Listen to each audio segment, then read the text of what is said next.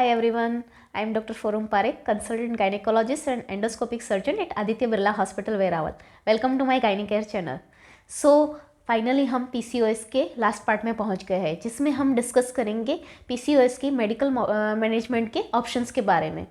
Basically PCOS की treatment का आधार रहता है पेशेंट के सिम्टम्स पर, जिसको हम कस्टमाइज अप्रोच भी कहते हैं। PCOS के पेशेंट में 4 मेजर कंप्लेंट रहती है। फर्स्ट, इरेगुलर स्कैंटी साइकिल, मतलब कि पीरियड्स कम आना, या फिर 2.5 या 3 महीने पे आना, या फिर बिना दवाइयों के बिल्कुल नहीं आना, या फिर ब्लीडिंग कम होना। सेकेंड, इनफर्टिलिटी, मतलब कि बच्चा रहने में दिक्कत होना। थर्ड, हाइपर एंड्रोजेनिज्म, मतलब कि फेस पे पिंपल होना, या फिर शरीर पे बाल का ग्रोथ बढ़ जाना, या फिर सर के बाल झड़ जाना। फिर है चौथा और फाइनल कंप्लेंट, मेटाबॉलिक सिंड्रोम, मतलब कि मेदस्वीता या फिर डायबिटीज़ का डेवलप होना, या फिर स्किन पे डार्क पैचेस होना। तो PCOS की मेडिकल ट्रीटमेंट का प्लान हम कंप्लेंट वाइज डिस्कस करेंगे। तो सबसे पहले आती है इरेगुलर साइकिल की कंप्लेंट, मतलब कि पीरियड्स की कंप्लेंट। तो इसमें हम 2 केस सिनारियो डिस्कस करेंगे। सबसे पहले फर्स्ट केस सिनारियो, उसमें टीनेज गर्ल है या फिर यंग अनमेरिड वुमन है, जो हमारे पास आती है कि सिर्फ हमें स्कैंटी मेंसेस की कंप्लेंट है और कोई कंप्लेंट नहीं है, पीरियड्स कम आ रहा है, उसकी साइकिल रेगुलर है। तो इस केस सिनारियो में हम उसको सिर्फ प्रोजेस्टेरॉन की टेबलेट ही देंगे, ताकि उसको खुल के ब्लीडिंग आए। जनरली यंग फीमेल होती है, टीनेज गर्ल होती है, उसमें हम एस्ट्रोजन नाम की टैबलेट अवॉइड करते हैं, ताकि उसकी हाइट बढ़ने में प्रॉब्लम ना रहे। फिर आता है सेकेंड केस सिनारियो, जिसमें हम पेशेंट यंग वुमन है या फिर मैरिड यंग कपल है, जिसको PCOS की प्रॉब्लम है, बट उसको इरेगुलर साइकिल है और अभी बच्चा रखने का कोई प्लानिंग नहीं है। तो इस केस में हम ओसी पिल्स यानी कि गर्भ निरोधक गोलियां देते हैं, ताकि उसका हार्मोनल बैलेंस करेक्ट हो सके। प्लस जो होता है उसके साथ हम डाइट और वर्कआउट दोनों एडवाइस करते हैं, ताकि उसकी लॉन्ग टाइम तक इफ़ेक्ट रहे। और जनरली गर्भ निरोधक गोलियां हम 6 महीने से लेके 1 साल तक एडवाइस करते हैं। सेकेंड कंप्लेंट, हाइपर एंड्रोजेनिज्म, मतलब कि बॉडी में पुरुष अंतःस्राव की मात्रा बढ़ जाना, या फिर शरीर पे पिंपल्स ज़्यादा होना, शरीर पे बाल का ग्रोथ बढ़ जाना। तो इस कंप्लेंट के लिए हमारे पास 3 ऑप्शंस रहते हैं। तो सबसे पहले हम प्रेफर करते हैं ओसी पिल्स, यानी कि गर्भ निरोधक गोलियाँ। जो न्यूअर जनरेशन की ओसी पिल्स है, वो बॉडी में एंड्रोजन्स यानी कि पुरुष अंतःस्राव की मात्रा कम करती है। फिर सेकेंड ऑप्शन रहता है कि एंटी एंड्रोजन ड्रग्स, वो हम तब भी यूज़ करते हैं अगर 6 मंथ्स में ओसी पिल्स के द्वारा कोई भी हमें रिजल्ट नहीं मिलता, या फिर पेशेंट में एंड्रोजन्स की मात्रा बहुत ही ज़्यादा रहती है, तब हम ओसी पिल्स के साथ या फिर सिर्फ एंटी एंड्रोजन ड्रग्स इस्तेमाल करते हैं। इसमें ये एक खास प्रिकॉशन लेना होता है कि पेशेंट को प्रेगनेंसी ना रहे। फिर आता है थर्ड ऑप्शन, कॉस्मेटिक के लिए ऑप्शन। तो आप जब भी ज़्यादा बाल हो तो शेविंग कर सकते हो, वैक्सिंग कर सकते हो, या फिर एपिलेटर यूज़ कर सकते हो। अगर लॉन्ग टाइम तक रिजल्ट चाहिए तो आप लेज़र हेयर रिमूवल भी कर सकते हो।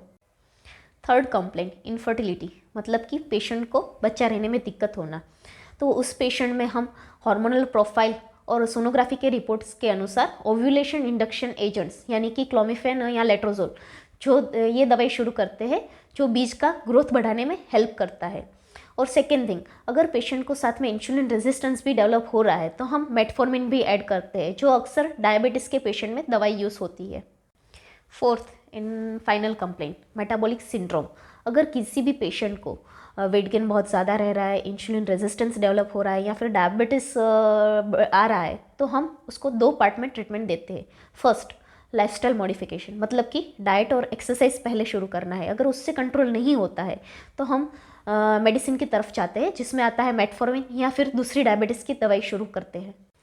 So now last but not list, surgical procedures.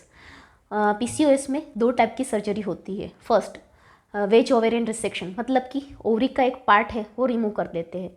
ये प्रोसीजर पास्ट में होता है, बट अभी नहीं करते हम, क्योंकि काफ़ी बार इस प्रोसीजर की वजह से बीजदानी के अंडे कम हो जाते हैं, और कभी कभी आंतड़ियाँ चिपकने की संभावना रह जाती है। Second is laparoscopic ovarian drilling, मतलब कि लेप्रोस्कोपी करके ओवरी में छेद करते हैं, होल्स करते हैं। इससे जो अननेसेसरी ओवेरियन फॉलिकल है वो डिस्ट्रॉय हो जाती है और हार्मोनल इम्बैलेंस करेक्ट हो जाता है। सर्जरी हम सिलेक्टिव पेशेंट्स के लिए ही लिमिटेड रखते हैं। फर्स्ट, जो पेशेंट जिसको सिवियर पीसीओएस है और दवाई से असर नहीं हो रहा है। सेकेंड थिंग, अगर पेशेंट बहुत ही पुअर है, जनरली जो इनफर्टिलिटी यानी कि बच्चा रखने की दवाई है वो बहुत ही कॉस्टली आती है, या फिर किसी पेशेंट को दवाई नहीं लेनी है। थर्ड थिंग, अगर थिन पीसीओएस मतलब कि पीसीओएस के पतले पेशेंट्स के लिए भी ये सर्जिकल प्रोसीजर के रिजल्ट्स एक्सीलेंट रहते हैं। सो यहाँ पे पीसीओएस का मेडिकल और सर्जिकल मैनेजमेंट का पार्ट ख़त्म होता है। तो अब हम लास्ट में डिस्कस करेंगे dos and don'ts of PCOS. So first, dos. तो पहली थिंग, आपको मॉल की जगह लोकल वेंडर से ताज़ा और सीजनल फ्रूट्स और वेजिटेबल लेके खाने चाहिए। Second thing, there is also one concept of mindful eating, मतलब कि ध्यान रख के खाना है कि आप क्या खा रहे हो। काफ़ी बार ऐसा होता है कि आप टीवी देख रहे हो या फिर लैपटॉप पे वर्क करके खाना खा रहे हो या फिर किसी भी फैमिली मेम्बर के साथ शेयर करके खा रहे हो, तो आपका ओवर ईटिंग का चांस ज़्यादा रहता है। तो इस कंडीशन में आपको अपनी प्लेट में फिक्स पोर्शन का खाना लेके आगे बढ़ना है। सेकेंड थिंग, खाने को धीरे से और प्रॉपर चबा के खाना चाहिए। उसके दो फायदे रहते हैं। फर्स्ट, कि खाने का जो डाइजेशन होता है प्रोसेस वो मुंह में ही शुरू हो जाता है और पेट की तकलीफ़ें कम रहती है। सेकेंड, कि जब भी आप खाना खा रहे हो वो पेट भरने का जो सिग्नल है वो स्टमक से लेके ब्रेन में जो जाता है उसमें 15 से 20 मिनट का टाइम लगता है। अगर आप फास्ट खाना खा रहे हो तो ये सिग्नल पहुंचने से पहले ही आपने ओवर ईटिंग यानी कि ज़्यादा खाना खा लिया होता है और उससे ओबेसिटी का चांस बढ़ जाता है। फोर्थ, जब भी आप कुकिंग कर रहे हो तो इंडक्शन प्लेट या माइक्रोवेव की बजाय गैस स्टोव पे स्लो कुकिंग करना चाहिए। फिफ्थ, जब भी आप खाना खा रहे हो तो फुल पेट खाना नहीं खाना चाहिए। 25% आपकी कैपेसिटी से कम खाना चाहिए। So now let's discuss don'ts. Say no to refined sugar, sweets, baked items, junk food, cold drinks, candies, या फिर बहुत ही कम कंजप्शन करना चाहिए। सेकेंड थिंग, प्लास्टिक में जीनो एस्ट्रोजेंस होते हैं जो हार्मोनल इम्बैलेंस कर सकते हैं। तो आपका खाना स्टोरेज करने के लिए या फिर पानी के लिए ग्लास की बॉटल या फिर स्टील का कंटेनर यूज़ करना चाहिए। Third thing, say no to smoking, alcohol and tobacco chewing. Package food में हार्मफुल प्रिजर्वेटिव्स होते हैं तो अवॉइड करना चाहिए। जनरली एक साइकोलॉजी का इंटरेस्टिंग कंसेप्ट है। जो भी बैक्ड आइटम्स है, पैकेज फूड है या फिर फ्राइड आइटम, अनहेल्दी फूड है, उसको डीप कंपार्टमेंट में स्टोरेज में रखना चाहिए।